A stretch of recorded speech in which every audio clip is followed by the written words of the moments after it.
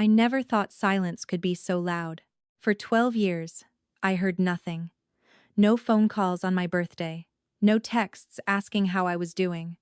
No invitations to Thanksgiving dinner at the family estate in Muskoka. Nothing.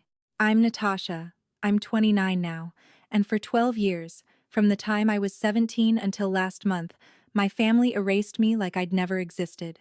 It started the autumn my dad died. He had a heart attack in our driveway in Burlington. I was the one who found him. I was the one who called 911. I was the one who rode in the ambulance, holding his hand while he couldn't speak, couldn't breathe, couldn't tell me he loved me one last time. My older brother Michael didn't come to the hospital until 3 hours later. My mom arrived an hour after that. My younger sister Emily was too traumatized to come at all, according to Mom. I sat in that waiting room alone, 17 years old, in my father's blood, until a nurse finally told me he was gone. The funeral was on a Tuesday. I wore the black dress Dad bought me for my grade 12 graduation because it was the only formal thing I owned, and we didn't have money for a new one. Michael wore a suit. Emily wore a designer dress Mom somehow found money for. Mom wore Chanel. At the reception, I overheard Mom talking to Aunt Caroline. Well, at least now I don't have to pretend anymore. I didn't understand what she meant. Not then. 2 weeks later was Canadian Thanksgiving. Sunday, October 9th. I remember because I'd circled it on my calendar. Family dinner at Grandma Josephine's estate on Lake Muskoka, same as every year since I was born. I waited for Mom to tell me what time we were leaving. She never did. Monday morning, I saw the photos on Facebook. 22 people around Grandma's long dining table. The turkey, the autumn centerpiece, my cousins, my aunts and uncles, Michael, Emily, Mom, everyone but me. I called Mom. Why wasn't I invited to Thanksgiving? There was a pause. Then, "Oh, sweetie, didn't Michael tell you? We thought you'd want some space after your dad. You know, with all the grief. We didn't want to overwhelm you. Michael didn't tell me anything." Well, that's on him then. Anyway, it's over now. We'll see you at Christmas. Christmas came. No invitation. I saw those photos too. Same dining room. Different decorations. Same 22 people. Still no me. I called again. Mom sounded irritated. "Natasha, you're an adult now.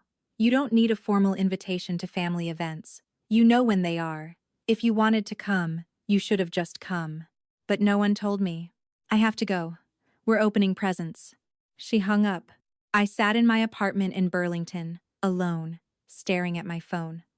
On the screen was a photo of Emily holding up a new Coach bag, Mom beaming beside her. The caption read, "Best Christmas ever with my real family." That's when I understood. I wasn't forgotten. I was erased. For the next 11 years, the pattern continued. Every Thanksgiving, every Christmas, every Easter, every Canada Day gathering at the lake, every birthday party for my nieces and nephews. I'd see the photos later, sometimes the same day, sometimes a week later when Facebook's algorithm decided to show me what I was missing.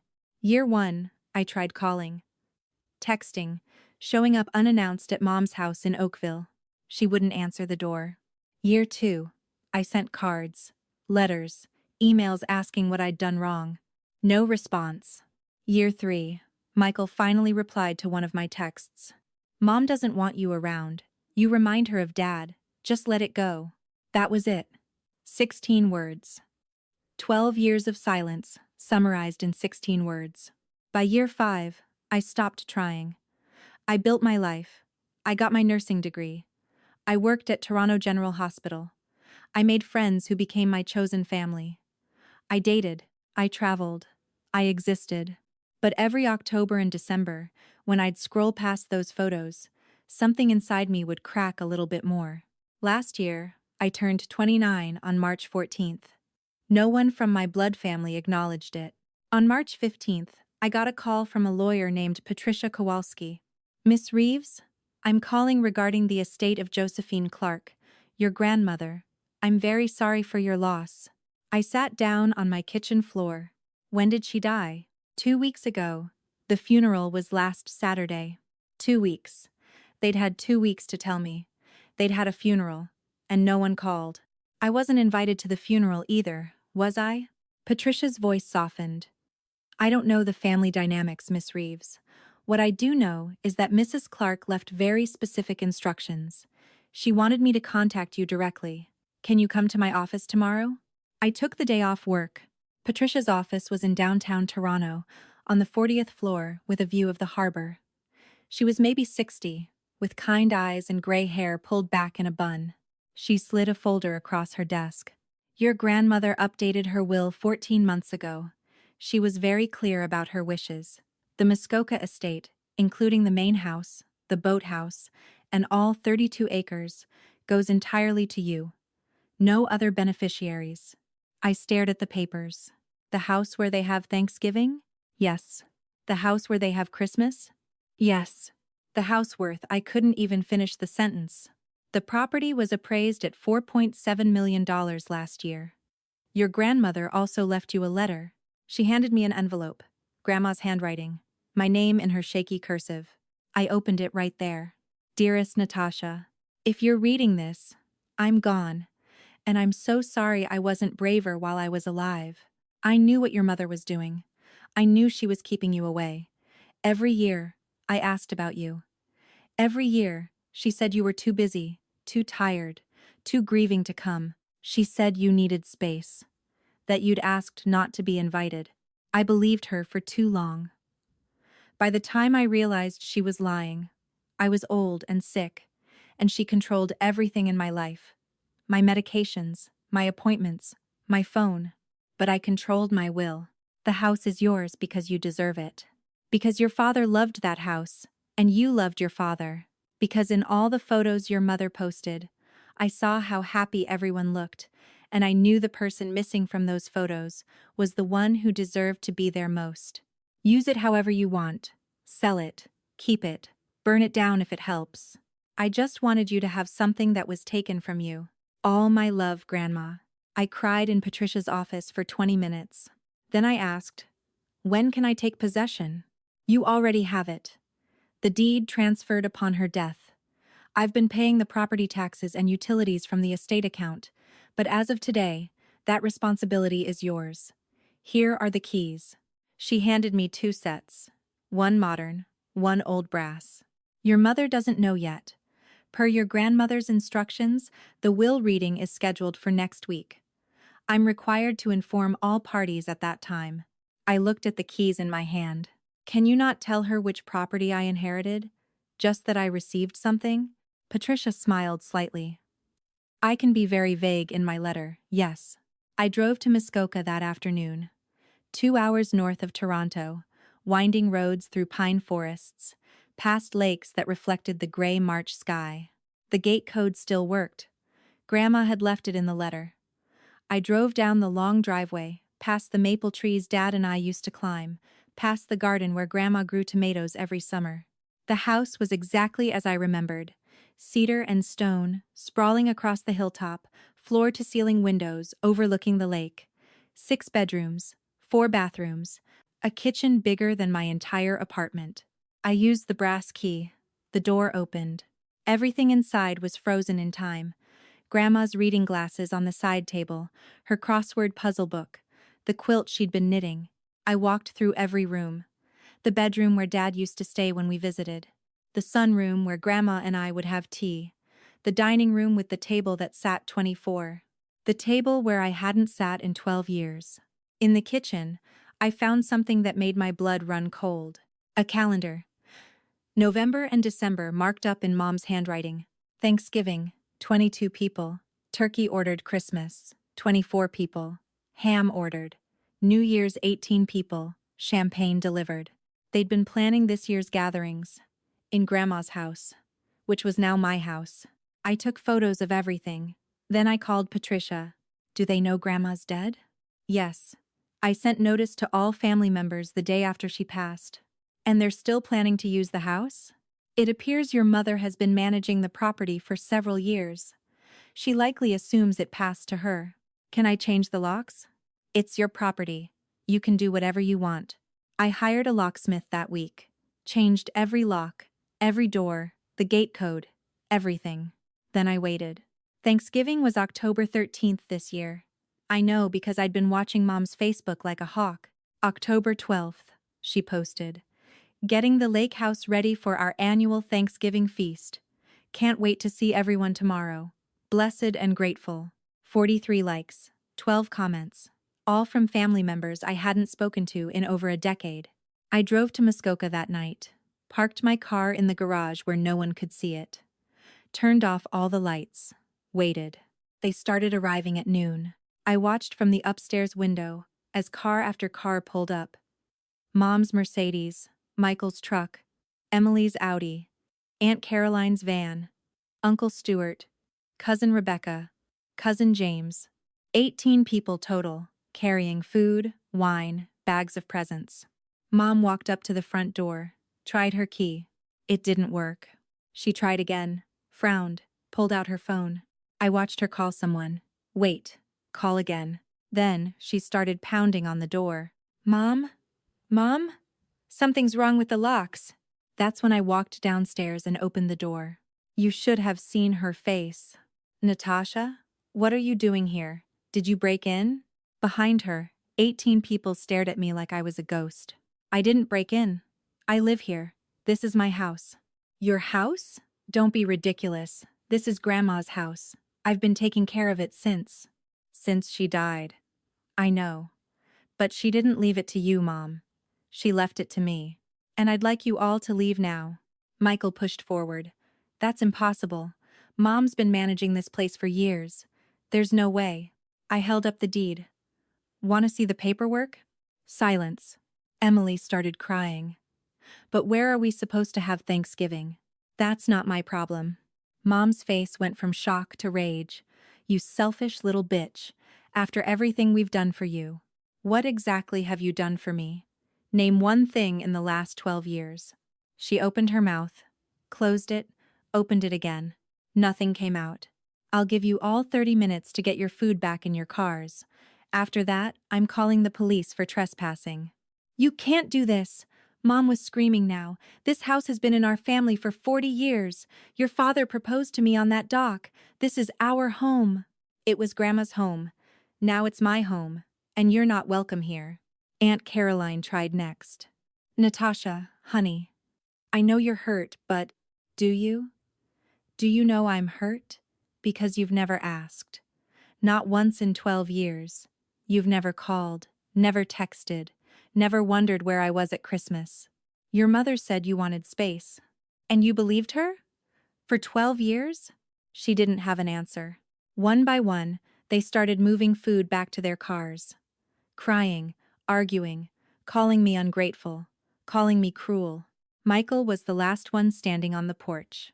You know, Dad would be ashamed of you right now. I looked him in the eye.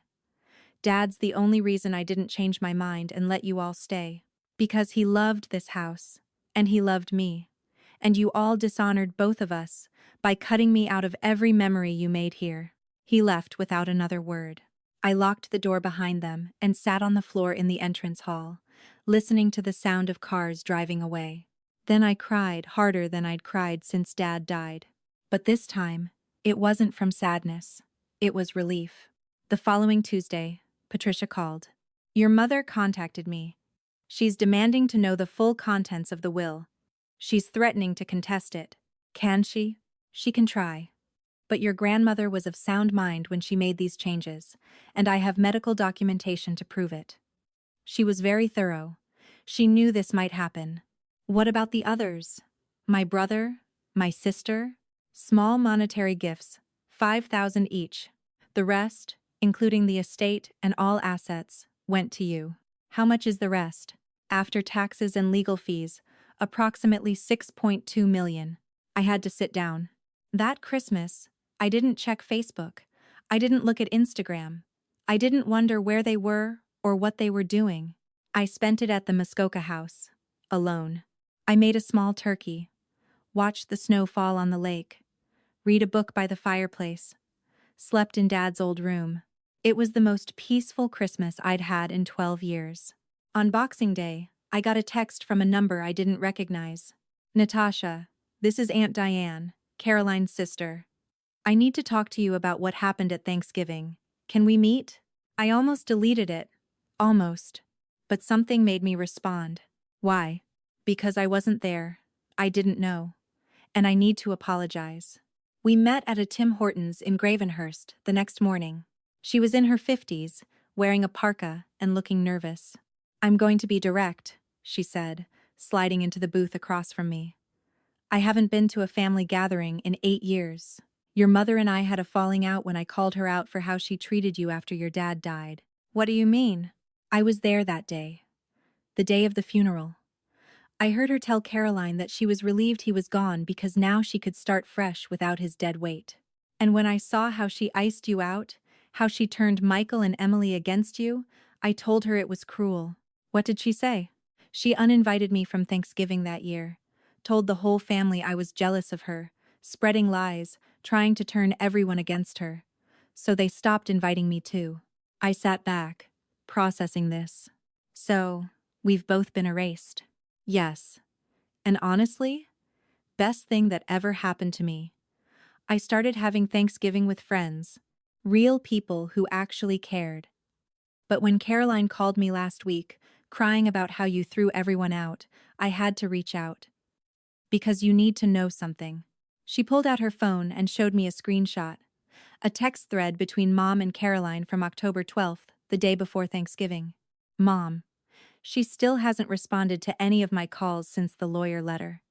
Do you think she knows about the house? Caroline. How would she? Patricia said she'd be discreet. Mom.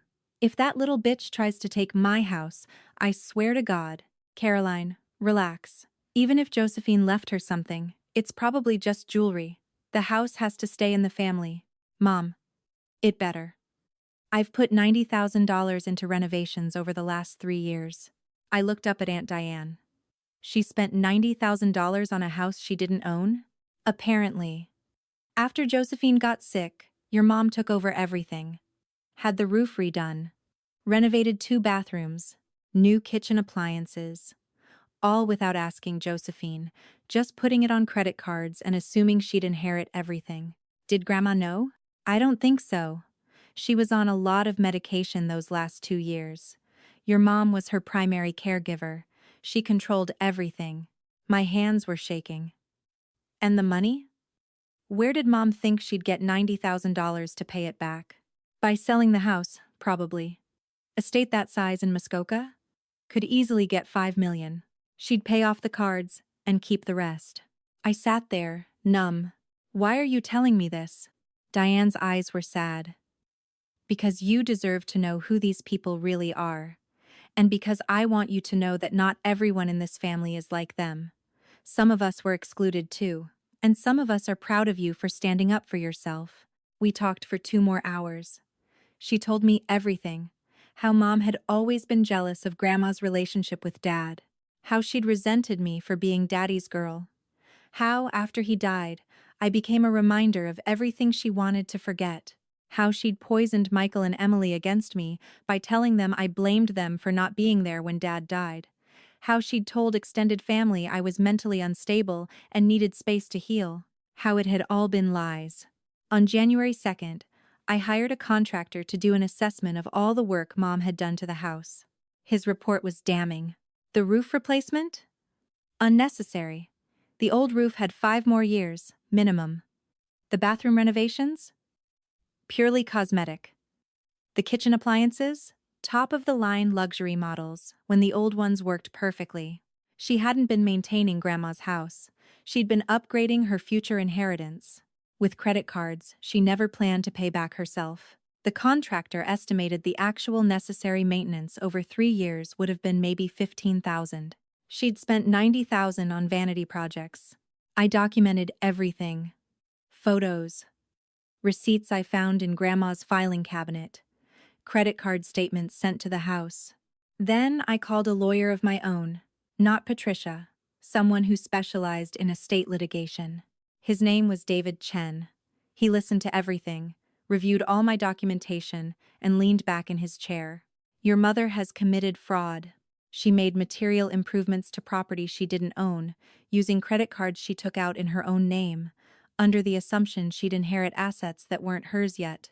And she did it while serving as your grandmother's power of attorney, which makes it even worse. What can I do? You have several options.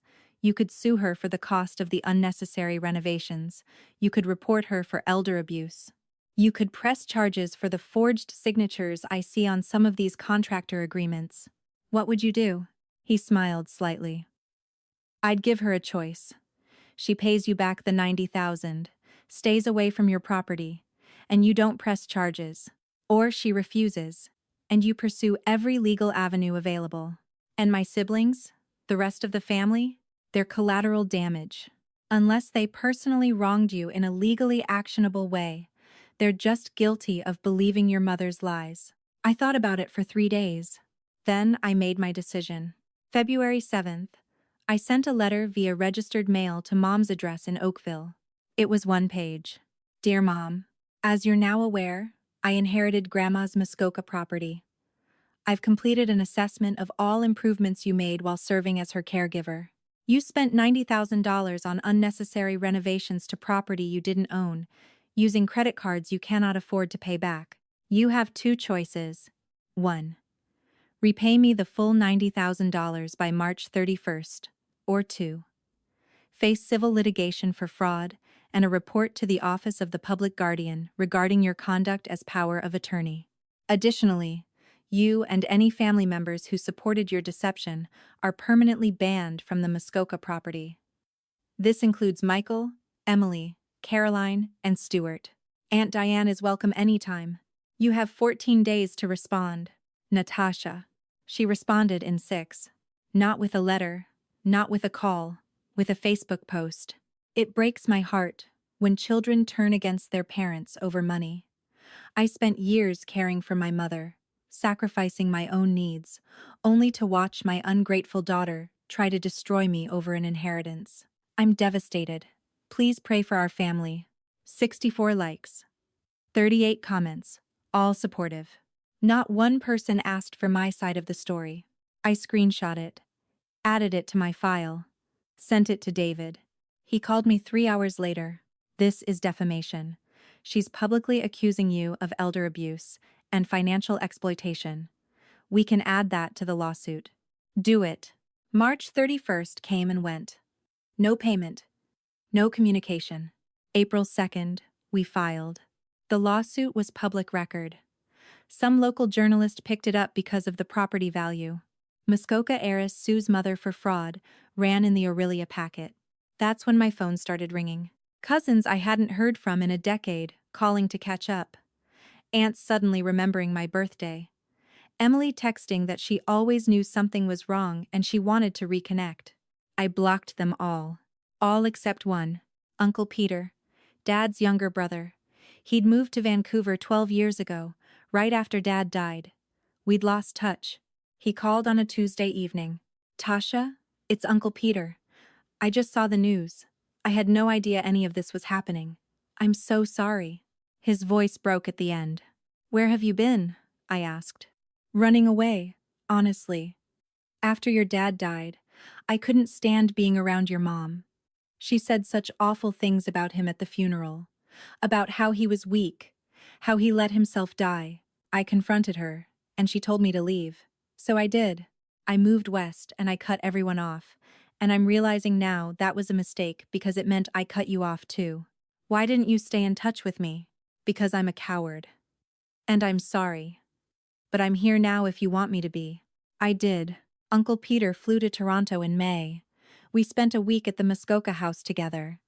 He told me stories about Dad I'd never heard. We scattered some of Dad's ashes in the lake, something I'd never gotten to do because Mom had kept them. She kept them? Peter was horrified. In her closet. I found out from Michael last year. She said she'd scattered them, but she never did. That's sick. That's Mom. The lawsuit settled out of court in July. Mom agreed to pay $45,000 over 5 years, avoid the property, and never contact me again. In exchange, I dropped the elder abuse investigation. Michael sent me one text after the settlement. I hope you're happy. You destroyed this family. I responded. I didn't destroy anything. I just stopped pretending it existed. He never replied. This year, Thanksgiving was different. I invited Uncle Peter, Aunt Diane, 4 friends from the hospital, 2 nurses I'd grown close to, one of my neighbors from Burlington. We had 11 people around that table. We made turkey and stuffing and pumpkin pie from Grandma's old recipes. And for the first time in 12 years, I felt like I belonged somewhere. On Christmas Eve, I got a call from Emily. I almost didn't answer. Tash, please don't hang up. I waited. I've been in therapy for 6 months now, and I'm starting to see things clearly. Things about Mom, things about how we treated you. Okay, I'm not asking for forgiveness. I don't deserve it. I just wanted you to know that I see it now. I see what she did, what we did, and I'm sorry. Her voice was shaking. She was crying. Are you still living with Mom? I asked. No. I moved out in September. She lost her mind when I told her I was going to therapy. Said I was betraying her. Good. Good? Good that you left. Good that you're in therapy. Good that you're seeing clearly. Does that mean? It doesn't mean anything yet, Em. You spent 12 years watching me be erased, and you did nothing. I'm glad you're getting help. I really am. But I need time. How much time? I don't know. Maybe years. Maybe forever. But if you're serious about changing, you'll respect that. She was quiet for a moment. I will. Thank you for even talking to me. Emily? Yeah? Merry Christmas. She sobbed. Merry Christmas, Tasha. I spent Christmas Day alone again. By choice this time. I sat in Grandma's rocking chair on the back porch, wrapped in her quilt, watching the lake freeze over. I thought about Dad, about Grandma, about 12 years of silence and 1 year of noise. I thought about Emily's call, about whether people can really change, about whether I even wanted them to. And I realized something. I didn't need them to change. I didn't need apologies or explanations or reasons that would make sense. I just needed to know that I was worth more than their silence. The house taught me that. This beautiful, expensive, complicated house that Grandma left me not as a gift, but as proof. Proof that I mattered. That I was loved. That I wasn't the problem. They were. Last week, I got a letter from Mom's lawyer. She's asking for visitation rights to the property, claiming she has sentimental attachment and wants to visit Grandma's grave on the property. I wrote back through David. No. No explanation. No justification. Just no. Because I learned something important over these 12 years. You don't owe toxic people your energy. You don't owe them explanations. You don't owe them access to your peace. You don't owe them anything. Not even forgiveness. Some people will tell you family is everything, that you have to forgive, that you have to keep trying. But here's what I learned. Family is who shows up. Family is who stays. Family is who loves you when you're not useful, not convenient, not standing in front of them with something they want. Uncle Peter is family. Aunt Diane is family. My friends who came to Thanksgiving are family. The people who share my blood? They're just strangers who happen to know my name. And that's okay. I'm okay. I'm 29 years old. I own a $6 million estate. I have a career I love and people who actually love me back. And every time I sit on that back porch, watching the sun set over the lake, I thank Grandma for giving me something more valuable than property. She gave me permission to walk away. She gave me proof that I deserved better. And she gave me the peace that comes from finally being free. So, to anyone listening who's been excluded, forgotten, erased by people who were supposed to love you, you're not crazy. You're not too sensitive. You're not asking for too much. You're worth more than their silence. And someday, somehow, you'll find your own lake house moment. Your own proof that you mattered all along. Until then, protect your peace, set your boundaries, and don't let anyone convince you that you owe them access to your life just because you share DNA. You don't. You never did. Where are you watching from tonight? What time is it there? Have you ever had to cut off family members to protect yourself? I'd love to hear your story in the comments below. If this resonated with you, please hit that subscribe button. These stories aren't easy to share, but they need to be told, because someone out there needs to hear that they're not alone. Thank you for watching, thank you for listening, and thank you for being here. I'll see you in the next one.